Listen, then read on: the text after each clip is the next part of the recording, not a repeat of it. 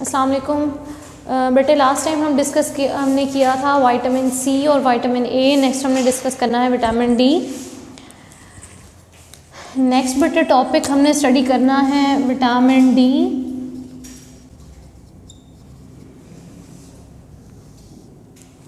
सबसे पहले तो बेटे हम विटामिन डी के रोल्स देख लेते हैं कि इसका रोल क्या है, इसकी इम्पोर्टेंस क्या है, हमारी बॉडी में विटामिन डी क्या क्या काम करता है। पहले हमने ये चीज़ डिस्कस करनी है।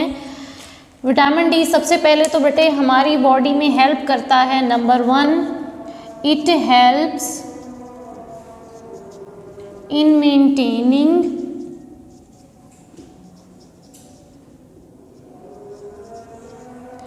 absorption of calcium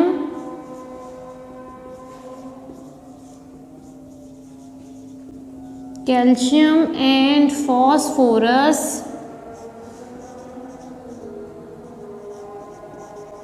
सबसे पहले तो बेटे जो कैल्शियम है, विटामिन डी है, विटामिन डी हमारी बॉडी में पहला रोल जो प्ले करता है वो है एब्जॉर्प्शन ऑफ मिनरल्स। कौन से मिनरल्स? मिनरल्स हैं कैल्शियम और फॉस्फोरस। इनकी एब्जॉर्प्शन में सबसे पहले तो विटामिन डी अपना रोल प्ले कर रहा है कि अगर विटामिन डी होगा तो कैल्शियम और या फॉस्फोरस हमारी बॉडी में एब्जॉर्ब होगा। अगर बेटे विटामिन डी हमारी बॉडी में नहीं है तो कैल्शियम और फॉस्फोरस बॉडी से बाहर एलिमिनेट हो जाएंगे, एब्जॉर्ब नहीं हो सकेंगे। अच्छा जी, उसके बाद नंबर 2 दूसरा क्या है पॉइंट? दूसरा पॉइंट है बेटे जो विटामिन डी है ये हमारे प्रोवाइड करता है, इट प्रोवाइड स्ट्रेंथ, ये स्ट्रॉन्ग बनाता है, स्ट्रेंथ प्रोवाइड करता है टू बोन्स एंड टीथ, हमारे बोन्स को और टीथ को स्ट्रेंथ प्रोवाइड करता है। हमारी बॉडी के अंदर मिनरल्स एब्जॉर्ब करवा के ये हमारी बोन्स को और हमारे टीथ को स्ट्रॉन्ग कर रहा है। अब बेटे नेक्स्ट हमने लिखना है sources of vitamin D. Vitamin D हमें कहाँ से मिलता है, कौन कौन से फूड स्टफ हैं जो हम खाएं जिनसे विटामिन डी हमें मिले, सोर्सेज हैं। नेक्स्ट हेडिंग सोर्सेज क्या हैं? नंबर 1 कैल्शियम के लिए हमें नंबर 1 है बेटे milk, number 2 vegetables, leafy vegetables हैं, नंबर 3 एग। इसके अलावा जो विटामिन डी है बेटे ये हमारी बॉडी खुद भी बना सकती है। किस तरह से? Number 4 there is a compound in our skin, एक कंपाउंड है, केमिकल है इन ओवर हमारी स्किन में, that is converted into vitamin D, जो विटामिन डी में कन्वर्ट हो जाता है जब क्या हो जाए? when exposed to ultraviolet radiation, exposed to ultraviolet UV radiations of sun। अब इस चीज़ का क्या मतलब है बेटे ये मैं एक्सप्लेन कर देती हूँ। हमने क्या सबसे पहले बेटे हमने एक्सप्लेन, मैं ये दोबारा से सोर्सेज रिपीट कर रही हूँ। सबसे पहले है milk, number 2 leafy vegetables, number 3 हमने लिखा एग। उसके अलावा और हमें विटामिन डी कहाँ से मिल सकता है? हमारी स्किन विटामिन डी खुद भी बना सकती है बेटे। हमारी स्किन के अंदर एक कंपाउंड है, जब हम सूरज की रोशनी में अल्ट्रावायलेट रेडिएशंस के अंदर बैठते हैं तो हमें जो है विटामिन डी हमारी स्किन खुद बनाना शुरू कर देती है। एक कंपाउंड है हमारी स्किन में, वो विटामिन डी में कन्वर्ट होना शुरू हो जाता है when expose to ultraviolet radiations of sun. जब हम सूरज की रोशनी में बैठते हैं तो वो कंपाउंड बेटे हमारा कंपाउंड विटामिन डी में कन्वर्ट हो जाता है। तो यहाँ पे एमसीक्यू भी आ सकता है कि which of the following vitamin can be synthesised by our body. हमारी बॉडी विटामिन कौन सा सिंथेसाइज कर सकती है? तो विटामिन डी है जो हमारी बॉडी सिंथेसाइज कर सकती है। अच्छा जी, सोर्सेज के बाद बेटे नेक्स्ट है कि अगर क्या हो जाए, विटामिन डी की डेफिशिएंसी हो जाए, अगर हमारी बॉडी में विटामिन डी की कमी हो जाए तब क्या होगा? बेटे 2 डिजीजेस हमने डिस्कस करनी है। नंबर 1 है रिकेट्स, ये भी विटामिन डी की डेफिशिएंसी से होती है। नंबर 2 है ओस्टियोमेल्शिया। ओस्टियोमेल्शिया क्या है ये भी हमने डिस्कस करना है। ये दोनों बीमारियां विटामिन डी की डेफिशिएंसी से होती हैं। रिकेट्स पहले क्या है? रिकेट्स होता है बेटे इन चिल्ड्रंस, बच्चों के अंदर ये होता है in childrens deficiency of vitamin D, बच्चों के अंदर डेफिशिएंसी ऑफ विटामिन डी। अगर बच्चों में विटामिन डी की कमी हो जाए तो क्या हो जाएगा, रिकेट्स हो जाएगा। अब रिकेट्स में होता क्या है, हमारी बुक में बेटे वर्ड यूज हुआ है बो अंडर प्रेशर। अब यहाँ पे बो अंडर प्रेशर का क्या मतलब है बेटे, बो कहते हैं झुक जाने को, मुड़ जाने को। तो बच्चों के अंदर अगर विटामिन डी की डेफिशिएंसी हो जाए तो रिकेट्स हो जाएगी। और रिकेट्स में क्या होता है बेटे, वो हड्डियाँ जो वजन बर्दाश्त कर रही हैं, अंडर प्रेशर का क्या मतलब है, जो वेट बेयर कर रही हैं, जैसे बैकबोन है, जैसे हमारी लेग्स हैं जो वेट बर्दाश्त कर रही हैं, तो वो हड्डियाँ जो वेट बर्दाश्त कर रही हैं, जो अंडर प्रेशर हैं, अंडर वेट हैं, वो आहिस्ता आहिस्ता झुकना शुरू हो जाएंगी। यानी जो हमारी बैकबोन है वो इरेक्ट है, स्ट्रेट है, तो अगर उस बच्चे में विटामिन डी की कमी हो जाएगी तो उसका पोस्चर आहिस्ता आहिस्ता बेंड होना, बो होना शुरू हो जाएगा। तो रिकेट्स किस में होती है, बच्चों में होती है। ओस्टियोमेल्शिया किस में होता है बेटे, ओस्टियोमेल्शिया है बेटे इन अडल्ट्स के अंदर, यानी बच्चों में नहीं बड़ों के अंदर डेफिशिएंसी ऑफ विटामिन डी। बड़ों में अगर डेफिशिएंसी ऑफ विटामिन डी हो जाए तब क्या होगा, कॉज ओस्टियोमेल्शिया। बड़ों के अंदर विटामिन डी की डेफिशिएंसी ओस्टियोमेल्शिया कॉज कर देगी। इस डिजीज में क्या होता है, in osteomalacia there is softening of bones, softening of bones, जो हड्डियां हैं वो नरम होना शुरू हो जाएंगी। हड्डियां अब नरम होने से क्या होगा बेटे, नरम होने से क्या होगा, they become easy to fracture. जो बोन्स हैं बेटे वो आसानी से फ्रैक्चर होना शुरू हो जाएंगी। फ्रैक्चर किसे कहते हैं बेटे, फ्रैक्चर कहते हैं ब्रेक को। एक वर्ड है बेटे ब्रेक, एक वर्ड है फ्रैक्चर। ब्रेक का मतलब यह है कि हड्डी बिल्कुल टूट गई है, ये दरमियान से टूट गई है। जो यहाँ पे स्ट्रेट हड्डी है, अगर ये दरमियान से टूट जाए तो उसे हम ब्रेक कहेंगे। फ्रैक्चर किसे कहते हैं कि फॉर एग्जांपल ये एक हड्डी है, यहाँ मैं एक बोन ड्रॉ कर रही हूँ अलग से, ये एक बोन है। अब इस बोन, अगर ये बोन फ्रैक्चर्ड है तो इसका क्या मतलब है, फ्रैक्चर का मतलब होता है ये माइनर सा कट है इसमें, तो ये फ्रैक्चर है। ब्रेक को कहते हैं बेटे कि हड्डी पूरी तरह से टूट चुकी है तो वो ब्रेक है। फ्रैक्चर किसे कहते हैं, फ्रैक्चर कहते हैं क्रैक को, कि हड्डी में क्रैक पैदा हो गया। तो अगर हड्डी कमज़ोर हो जाएगी ओस्टियोमेल्शिया में, विटामिन डी की कमी की वजह से हड्डियाँ सॉफ्ट हो जाती हैं, नरम हो जाती हैं।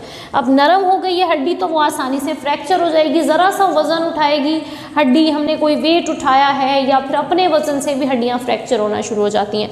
यहाँ तक विटामिन डी में रिपीट कर रही हूँ बेटे, हमने विटामिन डी डिस्कस किया कि ये सबसे पहला इसका रोल क्या है, कैल्शियम और फॉस्फोरस को एब्जॉर्ब करवा रहा है, स्ट्रेंथ प्रोवाइड कर रहा है बोन्स को और टीथ को। सोर्सेज क्या हैं, मिल्क है, लीफी वेजिटेबल है, एग है, और इसके अलावा विटामिन डी हमारी स्किन खुद भी बना सकती है। जब हम सूरज की रोशनी में बैठते हैं तो हमारी स्किन के अंदर एक कंपाउंड है, एक केमिकल है जो विटामिन डी बनाना शुरू कर देता है। उसके बाद है रिकेट्स। रिकेट्स बच्चों के अंदर विटामिन डी की कमी की वजह से होता है, और इसमें वो हड्डियाँ जो वज़न बर्दाश्त करती हैं वो आहिस्ता आहिस्ता बेंड होना शुरू हो जाती हैं। नेक्स्ट है ओस्टियोमेल्शिया। ओस्टियोमेल्शिया बड़ों के अंदर, अडल्ट्स में विटामिन डी की कमी से होता है, जिसमें हड्डियाँ नरम हो जाती हैं, आसानी से फ्रैक्चर होना शुरू हो जाती हैं। यहाँ तक बेटे विटामिन डी कंप्लीट हो गया। नेक्स्ट हमने डिस्कस करना है इंपॉर्टेंस ऑफ वाटर। नेक्स्ट है बेटे importance of water. Importance of water, हमने कुछ इम्पोर्टेंस आज डिस्कस करनी है वाटर की, कि पानी हमारी बॉडी में क्या क्या रोल प्ले करता है। तो बेटे सबसे पहले तो 60% of our body, 60% of human body contain water. हमारी किताब के मुताबिक 60% इंसान की बॉडी में क्या चीज़ पड़ी हुई है, कंटेन वाटर। हमारी बॉडी में 60% पानी है, बाकी 40% अदर कंपाउंड्स हैं। तो ये 60% वाटर क्या क्या रोल प्ले करता है, हमने 1 बाय 1 पॉइंट्स में ये डिस्कस करना है। नंबर 1, सबसे पहले तो बेटे पहला इंपॉर्टेंट पॉइंट ये है, वाटर क्या करता है, वाटर अलाउ करता है digestion of food, allow digestion of food. जो फूड हमने खाया है, फूड सॉल्यूबल विटामिन है, फूड सॉल्यूबल फूड स्टफ है, वाटर सॉल्यूबल फूड स्टफ है, तो उस वाटर सॉल्यूबल फूड स्टफ को डाइजेस्ट करने में पानी हेल्प करता है। यानी अगर हमने पानी नहीं पिया तो फूड की डाइजेशन भी मुश्किल हो जाती है। तो सबसे पहला रोल है बेटे डाइजेशन ऑफ वाटर।